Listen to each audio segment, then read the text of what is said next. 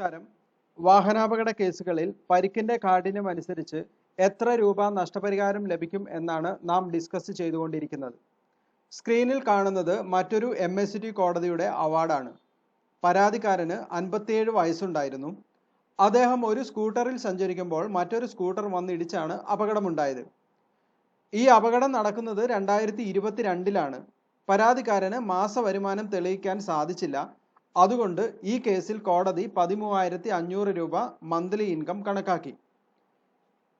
അടുത്ത ഈ കേസിലെ ഇഞ്ചുറി നോക്കാം. Graze abrasion right forearm below right elbow, graze abrasion below right knee, mild tenderness on lateral aspect of right leg, comminuted fracture right fibula proximal, abrasion right knee, ROM of right knee and elbow restricted. ഇവയാണ് ഈ കേസിൽ പരാതിക്കാരന് സംഭവിച്ച പരിക്കുകൾ. അതായത് graze abrasion right forearm below right elbow, വലത് കൈമുട്ടിന് താഴെ കൈത്തണ്ടയിലുണ്ടായ ഉരഞ്ഞ് തൊലി പോയ അവസ്ഥ. ഗ്രേസ് അബ്രേഷൻ ബിലോ റൈറ്റ് നീ, വലത് മുട്ടിന് താഴെ കാലിൽ ഉണ്ടായ ഉരച്ചിൽ. Mild tenderness on lateral aspect of right leg, വലത് കാലിന്റെ പുറംഭാഗത്തുള്ള വേദന.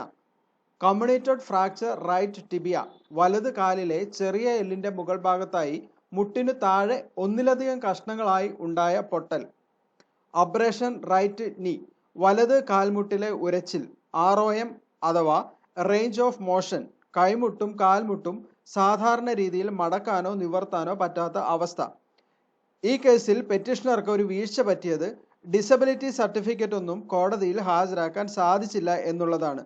അതുകൊണ്ട് ആ ഹെഡിൽ കോടതി യാതൊരു നഷ്ടപരിഹാരവും അനുവദിച്ചിട്ടില്ല.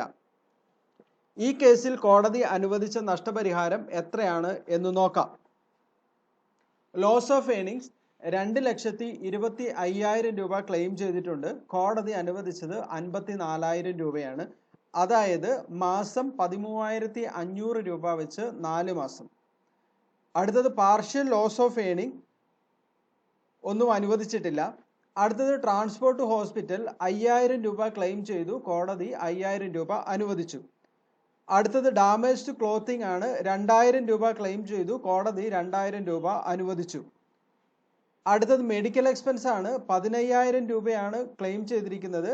12,519 രൂപ കോടതി അനുവദിച്ചു. അതായത് പരാതിക്കാരൻ കോടതിയിൽ ഹാജരാക്കിയ ആക്ച്വൽ മെഡിക്കൽ ബില്ലായ 12,519 രൂപ കോടതി അനുവദിച്ചിട്ടുണ്ട്. അടുത്തത് ബൈസ്റ്റാൻഡർ എക്സ്പെൻസ് ആണ്. 18,000 രൂപയാണ് ക്ലെയിം ചെയ്തത്. പക്ഷെ കോടതി ഒന്നും അനുവദിച്ചില്ല. അടുത്തത് എക്സ്ട്രാ നരിഷ്മെന്റ് 50,000 രൂപ ക്ലെയിം ചെയ്തിട്ടുണ്ട്. കോടതി 5,000 രൂപയാണ് അനുവദിച്ചത്. അടുത്തത് compensation for pain and sufferings 1,00,000 രൂപയാണ് ക്ലെയിം ചെയ്തത്. കോടതി 75,000 രൂപ അനുവദിച്ചു. അടുത്തത് compensation for permanent or continuing disability ആണ്. 50,000 രൂപയാണ് ക്ലെയിം ചെയ്തത്. കോടതി ഒന്നും അനുവദിച്ചിട്ടില്ല. അടുത്തത് compensation for future loss of income ആണ്. 50,000 രൂപ ക്ലെയിം ചെയ്തു. കോടതി ഒന്നും അനുവദിച്ചില്ല.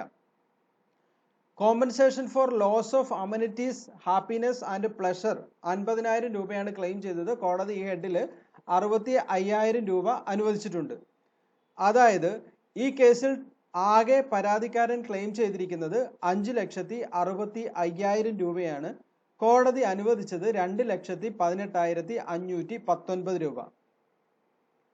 അങ്ങനെ ആകെ ഈ കേസിൽ പരാതിക്കാരൻ അനുവദിച്ചിരിക്കുന്നത് 2,12,520 രൂപയും 8.5% ഇൻട്രസ്റ്റും കോസ്റ്റുമാണ്. ഓർക്കുക, ഈ കേസിൽ ഡിസബിലിറ്റി സർട്ടിഫിക്കറ്റ് ഹാജരാക്കിയിരുന്നു എങ്കിൽ കോമ്പൻസേഷൻ വർദ്ധിക്കുമായിരുന്നു. കൂടാതെ ഞാൻ എല്ലാ വീഡിയോയിലും പറയാറുള്ളത് പോലെ പ്രായം കുറയും തോറും ഇതേ ഇഞ്ചുറിക്ക് ലഭിക്കുന്ന കോമ്പൻസേഷനും വർദ്ധിക്കുന്നതാണ്. Thank you.